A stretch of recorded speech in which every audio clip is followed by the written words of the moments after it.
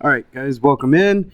So we're going to go over a couple things in these particular first couple pages. And so what I do want to mention is I'm not going to go through this entire thing. I'm going to go straight to that the metric units and prefixes chart, but I do want to touch on a couple things. So the rest, we use gallons for measuring volume. We use inches. We use feet. We use pounds. The rest of the world and the scientific community does not. And so for length, I do want to say that the rest of the world uses meters. For mass, or how much something weighs, instead of using pounds, we use grams. And then for volume, we use the rest of the world uses liters. Okay, and then all of these symbols can be abbreviated. So instead of writing out meters every single time, we just say M, lowercase m. And instead of writing grams, we just write the letter G, or if in this case it's kilograms, you write kg. We'll get into that in a second. For liters, we just write a capital L. Okay. Now, I want to flip over to one particular page. You guys should go through this aspect of it. I will be holding a small group on this as well, but I want to flip over to the nitty-gritty here. Okay. So here is your conversion chart. So here is an example of all the prefixes that we have, the symbols for those prefixes, and then the numerical value for them, and then of course how to write them in scientific notation. That's just the shortened version of it. So we'll get into this particular aspect a little later, but what I do want to mention is this center thing right here. So what I want you guys to do is I want you guys to write the three physical quantities that we're going to talk about. We're going to talk about mostly grams, mostly liters, and then we're also going to talk about grams, liters. Oh goodness, did I forget the other one? Grams, liters, and meters. Sorry, meters. There we go. Perfect. So that is going to go right here. Okay, so now one thing that I do want to talk about is what the heck these prefixes mean. So these prefixes mean that there's an assigned number value. So if I have something like this, if I have a decagram, I'm going to write it out like this.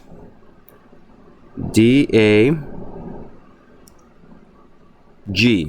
I know that I have deca and grams, so I have this many grams, right? I can also do this. Deca liters means that I have this many liters.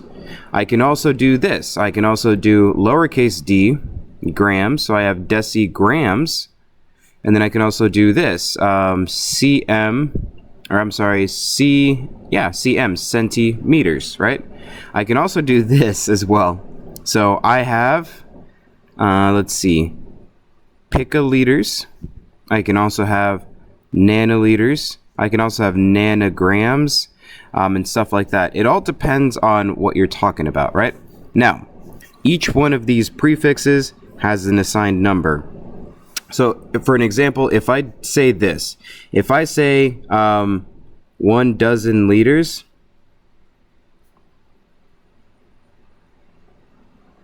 how many liters do I have? Well, I have 12, right? Because I know that this prefix right here means the number 12. Now, let's go here. And I'm going to write them on the left, which is counterintuitive. So the letter or the prefix DA means 10, right? So that means I have 10 grams, right? And now the prefix DA means 10 as well. So that means I have 10 liters, right? The prefix d, lowercase d by itself means deci, so I have 0.1 grams, which is less, right? The prefix c means centi, so I have 0.01 meters, right? Same thing for pico, nano, and nanogram, right? So that's basically what this means. So if I were to have something like capital M G, how many grams do I have? Well, capital M means that I have, let's see, mega, which is, 1 million. So I have 1 million grams, right? So that's basically what that means. So instead of writing out megagrams, I write capital mg. Now, what if I were to do this? I have 5 capital mg. How many megagrams do I have? Well, I know that capital M's means 1 million, and if I have 5 of them, I know that I have 5 million, forgot a zero here, sorry, 5 million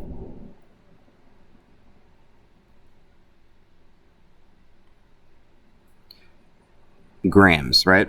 Same thing.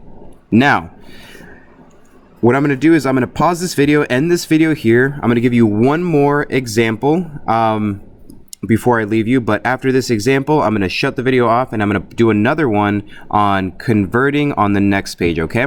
Perfect, so stay tuned. Let's do this one. So what if I have, 6 kg. How many kilograms do I have? Well, I know that the letter capital K means 1,000, and I know I have 6 of them, so I have 6,000 grams. That's how many kilograms I have.